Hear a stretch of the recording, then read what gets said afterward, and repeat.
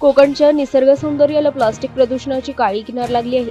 दापोली तालुक्यातील मुरुड, कर्दे आणि लाळघर समुद्र किनाऱ्यावर प्लास्टिकच्या पिशव्या, ग्लास आणि इतर कचऱ्याचा मोठ्या प्रमाणात साचला आहे.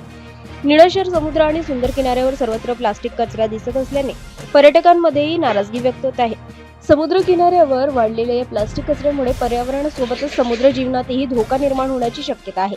त्यामुळे प्रशासनाने तातडीने विशेष स्वच्छता मोहीम राबवून प्लास्टिक कचऱ्याची विल्हेवाट लावावी अशी मागणी ग्रामस्थांनी केली आहे.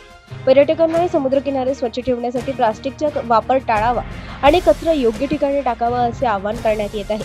कोकणच्या किनारपट्टीचे सौंदर्य आणि पर्यावरण जपण्याचे मोठे आवाहन प्रशासनासमोर उभे ठाकले आहे. हा प्लास्टिक ह्यापूर्वी कधीच पाहिलेला नव्हता आणि यावर्षी ह्या 15 ते 20 दिवसात खूप म्हणजे कर्दे, मुरुड, लाडघर, अंजरला या ठिकाणी खूप प्रमाण प्लास्टिकचं वाढलेलं आहे. म्हणजे हे जमवण्यासाठी जर शासनातर्फे आम्हाला मशिनरी जर मिळाली तर खूप फायदा होईल आमच्या म्हणजे ग्रामस्थांनाही,